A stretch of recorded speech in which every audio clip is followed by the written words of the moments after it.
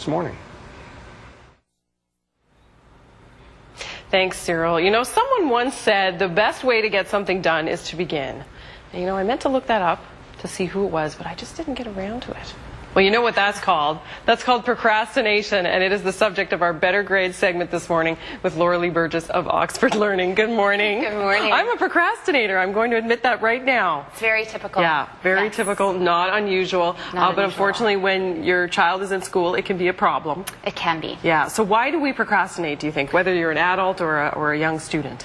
It's really related to the brain makes a choice between sort of instant gratification and delayed gratification. And very often we choose, it's just human nature to choose what comes first. Right. So if you have a choice today between doing something tonight that sounds kind of fun or studying for a test next week, the automatic reaction, the automatic choice is going to be to do what is current. And some people think like cramming, well, that's stressful, that's creating stress, but I guess for some people that actually creates a good feeling in a way. It tricks the brain. It does, actually. So there's a chemical, dopamine is released, which is the feel-good brain chemical. And in that instant gratification, so in that situation where we cram, we do it real quick, and the test is the next day, it's very common. So lots of people, that becomes habit. And then that's what, you tend to leave things to the last minute. Right. And that's what you're used to. So that can create problems, though, in school. It can, yeah, absolutely. And a lot of stress. So let's talk about how, in particular, to help a child at school, how a parent can kind of help out. There are kind of 6 easy tips, and the first one's kind of know what's going on. Absolutely. So that's the first step. Depending on how old your kids are, if they're in high school, oftentimes there's an outline that explains what the expectations of the course are. So first of all, find out what's coming up. What are the expectations for the year? What are some deadlines? Those types of things. Know what needs to be done. Know what's going on.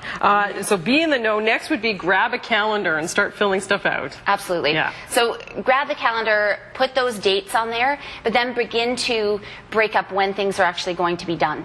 So as opposed to just having that, assignment due a month from now, break it into when are you actually going to do these things. Oh, okay. And so that leads us to breaking things down into smaller, manageable chunks. Right. So don't try to do the whole assignment in one big whack. That's right. So, and oftentimes, one assignment, thinking of the whole assignment altogether is overwhelming. Yeah. So we really want to encourage kids and even adults, break things down into manageable pieces, find a place that you can start, get that done, move on to the next thing. And so then with the manageable pieces, should you set a deadline for each of the manageable pieces? Absolutely. Okay. And that's what you want to use your calendar for. So pick a date that you're going to start the research, that you're going to begin the writing, that you're going to start your editing, that type of thing. So pick those dates in advance so you don't just have that one deadline in the future, but you have those kind of keeping track the whole way round.